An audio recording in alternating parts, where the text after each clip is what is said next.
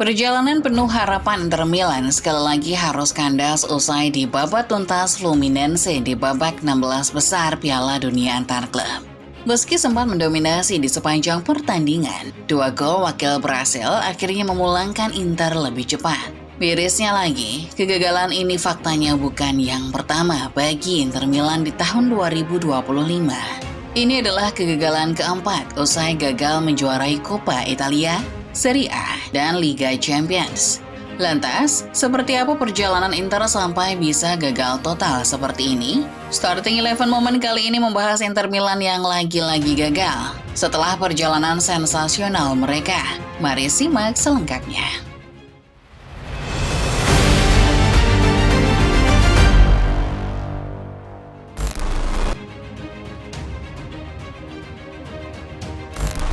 Tak seperti banyak klub raksasa Eropa lainnya yang punya skuad mentereng dan bertabur bintang. Inter Milan merupakan perlambang asli dari sosok penguasa yang sederhana. Klub ini menunjukkan bahwa kejayaan tidak harus dibangun dengan kemewahan, tetapi bisa lahir dari kebijakan yang hemat dan efisien. Inter Milan seolah menjadi klub yang berlawanan dari tren klub-klub besar yang bergantung pada kekayaan untuk meraih prestasi. Bagaimana tidak, meski sudah sempat menguasai Italia sebanyak 20 kali, Inter Milan ternyata di banyak periode emasnya hanya menggunakan skuad yang murah-murah saja.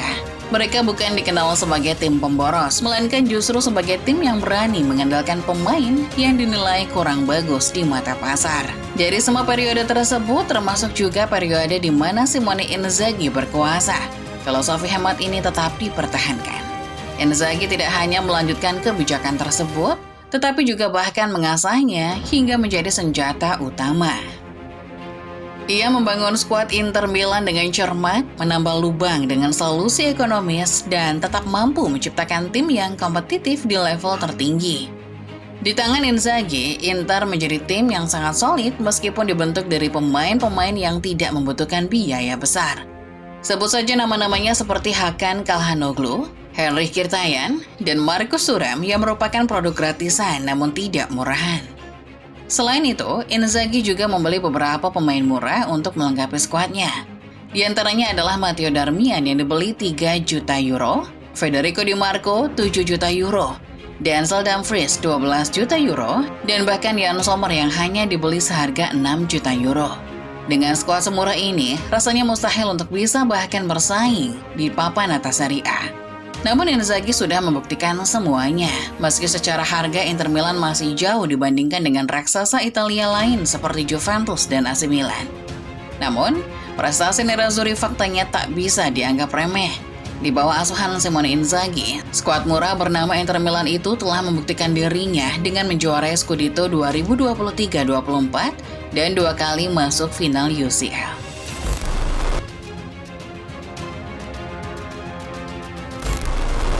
Jika kita membahas UCL Inter Milan, tentu kurang afdol rasanya jika tidak membahas peluang treble mereka di musim lalu. Sebab di musim ini, Inter sempat menunjukkan performa yang luar biasa, membuat banyak orang bermimpi soal treble winner kedua dalam sejarah klub mereka. La Beniamata tidak hanya tampil dominan di Serie A, tetapi juga mengamankan tempat di semifinal Coppa Italia dan UCL. Membuat semua orang mulai membicarakan tentang kemungkinan besar Inter mengakhiri musim dengan 3 trofi. Namun, di bawah arahan Inzaghi, penggambaran Inter Milan yang sebenarnya justru adalah segitiga, di mana sudutnya dari bawah ke atas, lalu dari atas ke bawah. Inter bersama Inzaghi pada awalnya naik begitu tinggi, tapi kemudian jatuh dengan sangat menyakitkan. Skuad yang awalnya terlihat solid dan menakutkan justru mulai mengalami keretakan dari dalam. Beban harapan menjadi terlalu berat untuk ditanggung oleh tim yang sebagian besar terdiri dari pemain tua dan gratisan. Inter Milan memiliki harapan untuk menyabet gelar treble. Selain karena posisinya sebagai pemuncak Serie A di menit-menit akhir musim, posisinya di semifinal Coppa Italia dan semifinal UCL pun juga membuat mereka percaya diri. Semua seolah sudah di depan mata. Inter mengira dirinya akan mendapatkan treble tanpa menduga yang datang justru adalah trouble. Meski sempat berharap Inter pada akhirnya kehilangan trofi pertama mereka setelah dibungkam AC Milan di Coppa Italia. Bermain dalam 2 leg, Inter alami kekalahan telak 3-0 di pertemuan pertama. Berharap bisa comeback di babak kedua, anak asuh Inzaghi pada akhirnya cuma bisa main imbang. Trofi pun lenyap karena Inter kalah agregat. Usai kekalahan itu, Nerazzurri pun agaknya terpukul. Sebab secara perlahan, posisi mereka di Serie A mulai tergeser oleh Napoli. Dengan hanya selisih 1 poin saja, Napoli berhasil mengubah skuad murahan andalan Inzaghi menjadi sebuah lelucon. Namun begitu, terlepas dari keterpurukan di Coppa Italia dan Serie A, Inter secara mengejutkan justru berhasil menghajar Barcelona dengan agregat tipis 7-6. Sebuah hasil yang mengejutkan mengingat kondisi mental tim yang sedang goyah, meskipun mimpi treble telah lenyap. Kemenangan atas raksasa Spanyol itu seakan memberikan secercah harapan baru bahwa musim mereka belum sepenuhnya gagal.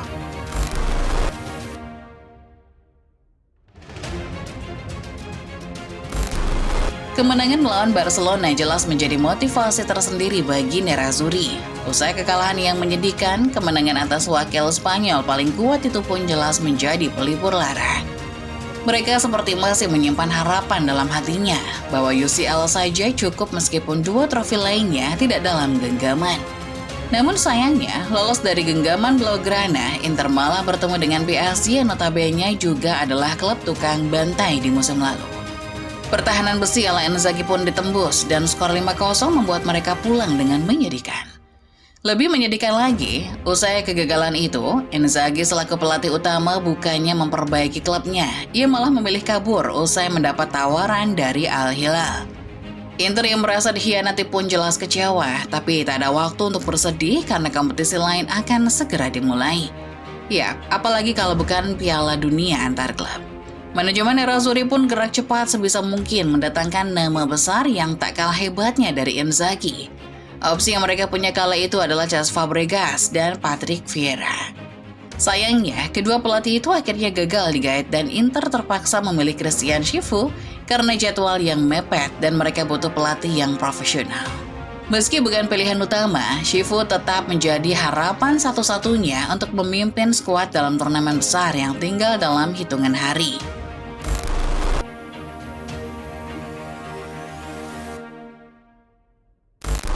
Meski sebenarnya Piala Dunia antar klub bisa menjadi ajang pelipur lara kembali bagi Inter Milan, namun sepertinya si ular sudah tidak terlalu bernafsu.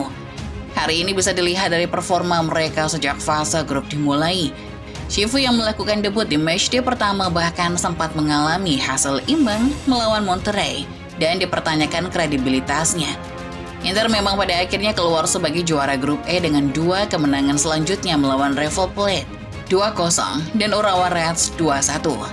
Tapi dalam segi permainan, Inter sebenarnya masih kewalahan menghadapi tim-tim perwakilan Argentina dan Jepang ini. Ketidakmampuannya juga kemudian terbukti di laga babak 16 besar melawan Fluminense. Inter sempat mendominasi usai gol cepat Fluminense di menit ketiga. Namun sayangnya daya serang Inter di bawah kepelatihan Chifu pada akhirnya membuktikan bahwa mereka masih belum sanggup menjebol Fluminense. Bahkan alih-alih mencetak gol, Inter justru kebobolan sekali lagi. Skor berubah jadi 0-2 dan Inter pun resmi pulang dengan tangan kosong. Piala Dunia antar klub kali ini benar-benar menjadi penutup yang tidak spesial bagi skuad yang dibangun dengan harapan.